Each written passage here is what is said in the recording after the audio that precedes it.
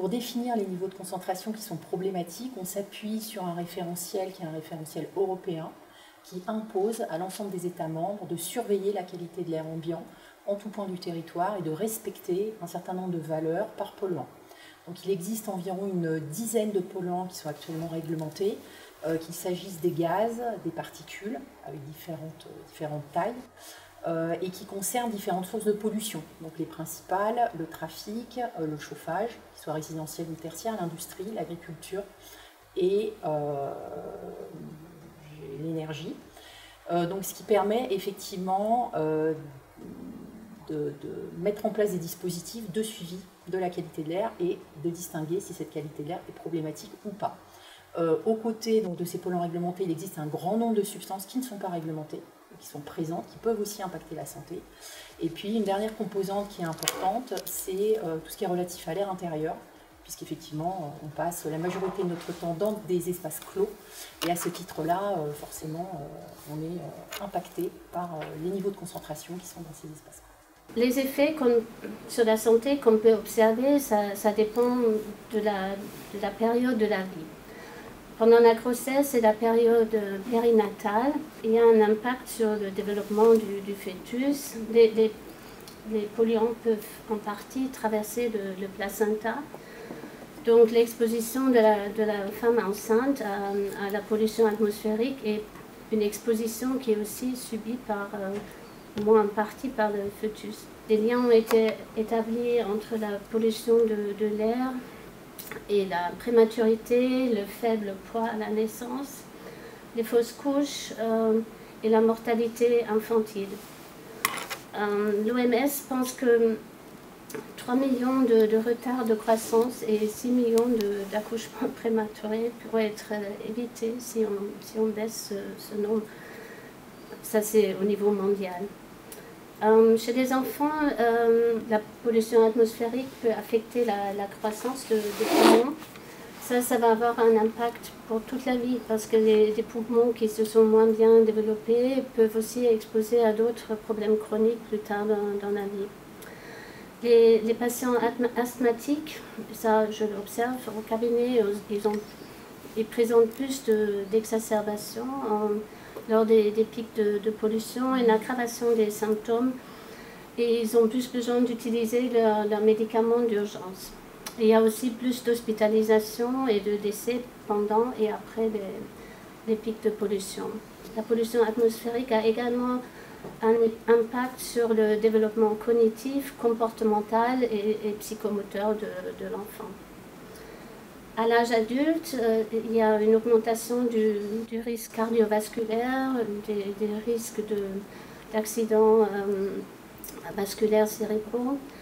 Et il y a des études également qui démontrent un lien avec la santé mentale, le déclin cognitif et la démence.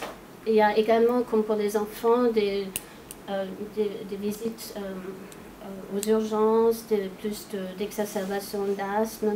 L'année dernière, il y a eu une nouvelle étude qui a cherché à expliquer pourquoi certaines personnes qui n'ont jamais fumé ont un cancer du poumon. Et là aussi, on pense qu'une inflammation chronique induite par la pollution atmosphérique peut favoriser la croissance des cellules cancérigènes. Et enfin, il y a aussi des preuves qui indiquent que la pollution atmosphérique est impliquée dans un large éventail de maladies chroniques. Alors, qu'est-ce que je vois dans mon cabinet? Surtout des exacerbations d'asthme, aussi d'asthme du nourrisson, bronchiolite.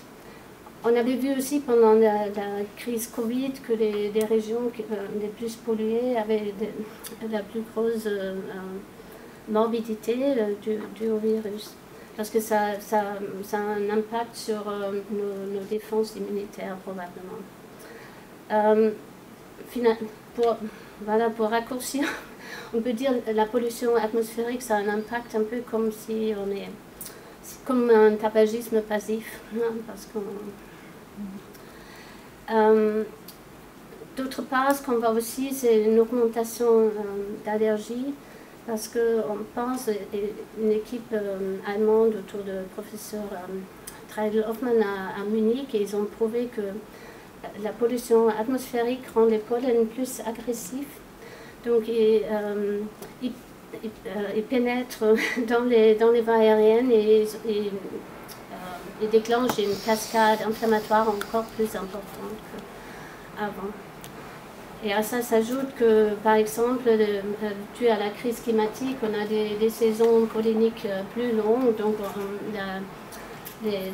toute la problématique, les maladies allergiques, c'est vraiment quelque chose qu'on voit en augmentation dans les cabinets. On essaie au niveau local, tout simplement, de décliner ces accords de Paris. Et donc ça a été pris au niveau de l'AGLO. C'est le premier volet, le volet réglementaire. Second volet, il est lié aux principaux facteurs d'émission qui, chez nous, sont le transport routier et aérien. Alors, là où on peut agir, puisque c'est dans nos compétences de l'AGLO, c'est évidemment le transport routier, grand émetteur de particules, et on développe à travers nos politiques publiques déjà des politiques pour un changement de comportement, pour aller, vers du transport public, si possible, donc bus, avec de gros efforts qui sont mis, et avec un changement de carburation des véhicules. Deuxièmement, le transport évidemment ferroviaire, avec la plurimodalité, et c'est notamment le cas avec la gare de Saint-Louis, qui est une des gares de Provence qui accueille le plus de personnes et d'usagers, et on souhaite mettre cette gare en interface avec un réseau de pistes cyclables dont on a prévu un développement à l'échelle de l'agglomération. Le troisième point, c'est, vous l'avez souligné, la qualité de l'air intérieur. Alors, même si ce n'est pas notre compétence directe au niveau de l'agglo, nous avons mis en place une possibilité d'aide pour les communes, ce qu'on appelle un fonds de concours, qui permet aux communes de nous solliciter et d'aller dans le sens de prendre des mesures pour la qualité de l'air intérieur, au-delà des mesures qui ont été rendues obligatoires, notamment pour les écoles, mais aussi de plans d'action liés à la ventilation et à l'adaptation pour nos 40 communes de ces politiques-là. Et enfin, je crois que ce qui est très important aussi, c'est le volet nature. Le verdissement des villes et des secteurs qui sont particulièrement pollués nous paraissent très importants. En conservant les arbres existants. On rappelle que les arbres sont quand même de grands capteurs de particules, ce ne sont pas seulement des émetteurs de pollen pour certains d'entre eux, mais captent les particules en suspension. Et le verdissement des villes et aller vers plus de nature dans les villes nous paraît très important au niveau de l'agglo.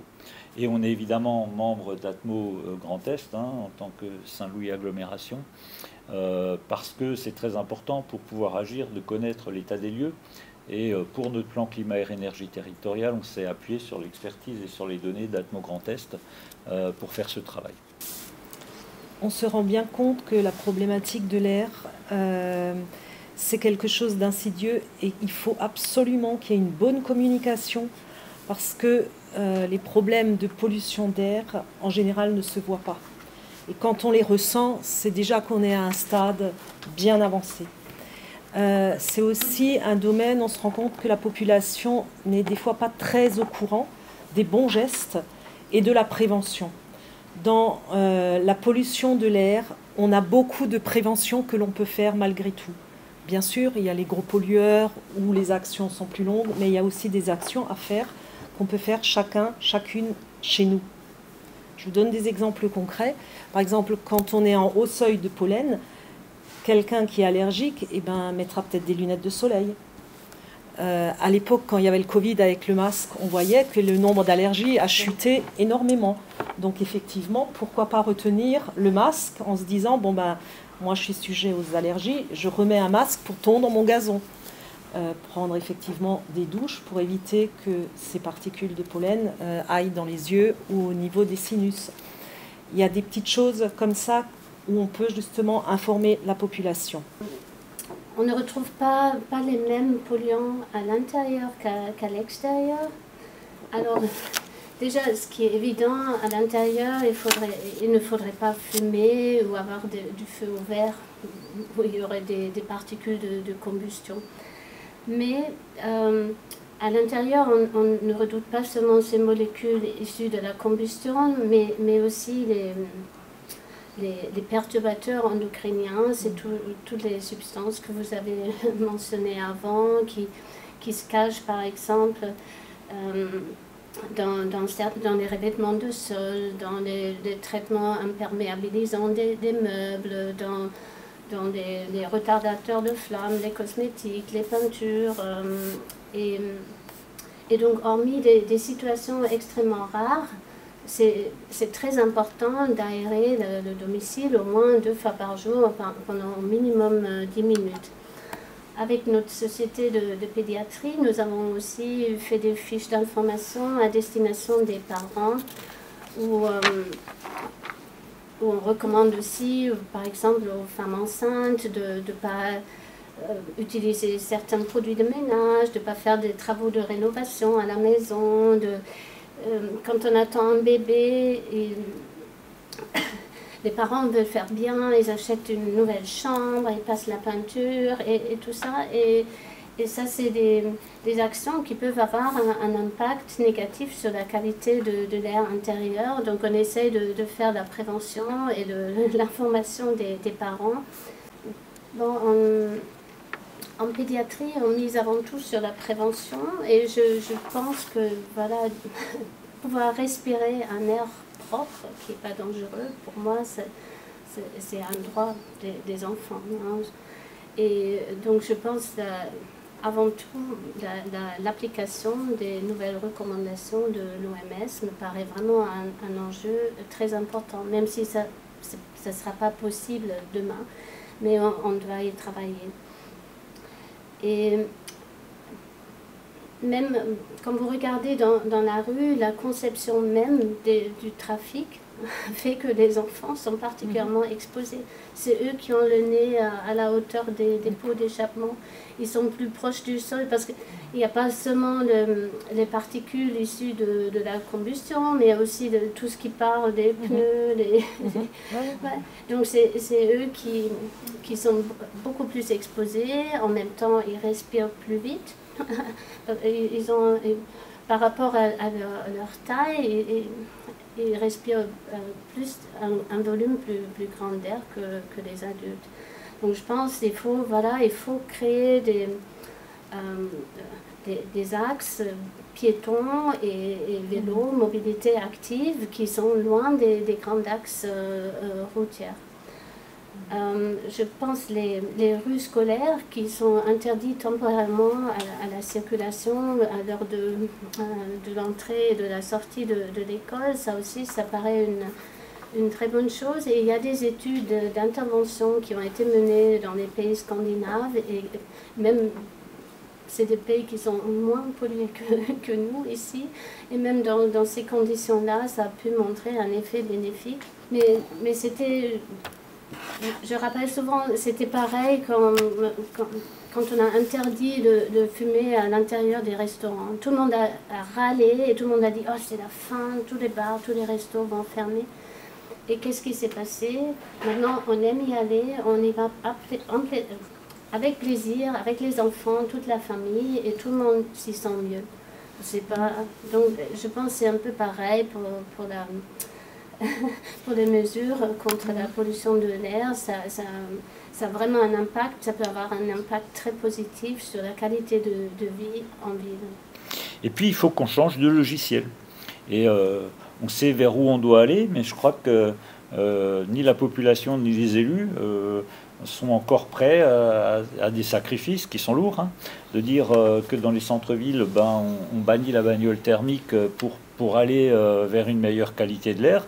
C'est des décisions compliquées à prendre, surtout quand on est en région frontalière, mais c'est des choix politiques. Rendre le payant le stationnement dans les centres urbains pour faciliter qu'on se gare à périphérie et qu'on utilise les mobilités actives, c'est des choix douloureux. Alors certes, on a pris à l'agglo une trajectoire qu'on a tous votée, mais ça nécessite derrière de changer le logiciel, et ça c'est compliqué, et c'est d'autant plus compliqué à l'heure des disettes financières qu'on traverse, qui nécessiteraient de mettre un vrai plan d'action. Et là, c'est aussi à l'État de prendre ses responsabilités, c'est l'État qui a signé des engagements, il faut qu'il accompagne les collectivités qui sont sur le terrain pour faire ces pistes cyclables pour aider à la transition, pour changer le parc des véhicules thermiques en ville par des véhicules moins polluants. Et c'est ces trajectoires qu'on doit prendre. Et le défi est immense. On sait ce qu'on doit faire. Il n'y a plus qu'à le faire. Les transports, c'est le premier responsable. C'est 25% de la consommation d'énergie et 38% des émissions de gaz à effet de serre du territoire. Et au-delà, on réceptionne sur ce territoire du transit, de gens qui vont travailler notamment en Suisse et qui viennent de l'agglomération mulhousienne avec une autoroute, et des gens qui vont à travers le monde à partir d'un aéroport qui ne s'est jamais aussi bien porté. Le secteur résidentiel est le principal et un fort contributeur d'émissions en particules. Donc on parle des particules inférieures à 10 microns qui restent dans les voies aériennes supérieures, mais produit également le premier contributeur en PM2,5, donc particules inférieures à 2,5 microns, qui sont les particules encore plus fines, qui vont encore plus profondément dans l'organisme et qui ont donc un impact sanitaire encore plus élevé. Les conditions, effectivement, le type de chauffage au bois, les conditions d'utilisation du chauffage au bois a un impact direct en termes de pollution atmosphérique. Alors il y a des recommandations qui sont produites, soit sur la nature de l'équipement chauffage bois qui est utilisé chez les particuliers, qui est notamment suivi de près par l'ADEME, avec le label Flamme Verte par exemple, et puis également des recommandations sur les conditions d'entretien, veiller à un bon entretien de son équipement, un ramonage au moins annuel, et puis lorsqu'on utilise des bûches, être attentif sur des bûches qui soient sèches, suffisamment sèches pour justement favoriser une combustion complète. Et lorsque vous avez une combustion complète, vous avez un bon rendement énergétique, mais vous réduisez également les émissions polluantes. Et si vous comparez des équipements très performants chez les particuliers avec des équipements moins performants, de type cheminée, foyer ouvert, classique, bûche, vous pouvez réduire d'un facteur 10 les émissions en particules dans l'atmosphère. Donc, concernant les chaufferies collectives, là on est sur des dispositifs qui font l'objet d'un suivi plus spécifique, qui est surveillé, avec des dispositifs aussi de traitement de fumée, etc., qui ont fait effectivement des installations qui sont optimisées en termes de rendement et également réduction des émissions polluantes. La transversalité climat-énergie, elle est inhérente à toutes nos missions, et effectivement dans le cadre des échanges que nous avons avec nos membres, on rend attentif sur justement l'importance d'avoir une approche globale, air et climat, pour éviter, et vous l'évoquiez par rapport à des contraintes financières qui peuvent être tendues, il ne faut pas se tromper non plus. Donc éviter les actions contre-productives et s'assurer qu'effectivement les engagements qui sont faits sur du moyen plus long terme sont effectivement efficaces et ne sont pas à un moment ou à un autre, ne produisent pas d'effets inverses ou problématiques, comme on a pu le connaître sur d'autres sujets.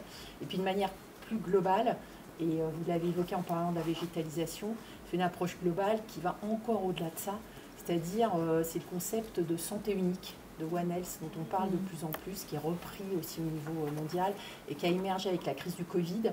C'est le fait que tous les milieux sont interdépendants et la santé humaine est interdépendante de la bonne santé des milieux, de l'eau, de l'air, des sols, elle-même aussi interdépendante de la santé animale et donc de la santé humaine. Et tout ça est fortement imbriqué, il faut être attentif au bon état de chacun de ces milieux. Donc c'est vraiment une approche très macro, mais comme vous le disiez, la déclinaison, elle est à l'individu, elle est sur les territoires, elle est très territoriale. C'est ce qui en fait la complexité aussi. Alors, la transversalité, je vais rebondir, c'est ce qu'il y a de plus difficile dans l'environnement.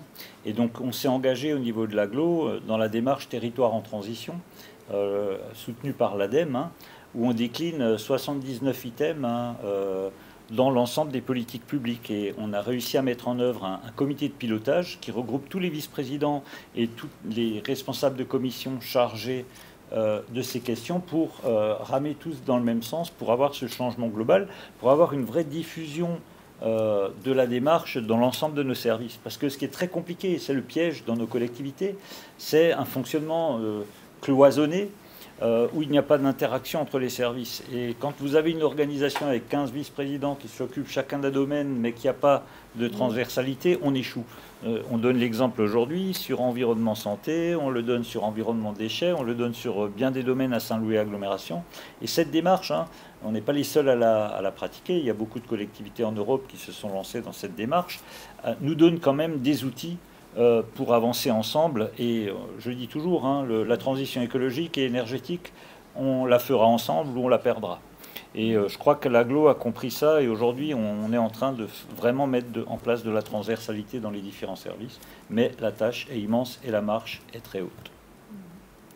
Tout à fait d'accord. Et effectivement, ce genre de rencontre, de discussion, moi je trouve ça très très important. Très important parce que chacun amène son expérience, amène sa pierre pour aller plus loin. Et c'est ensemble qu'on ira plus loin, parce que seul, chacun de son coin, on n'arrivera pas. Donc,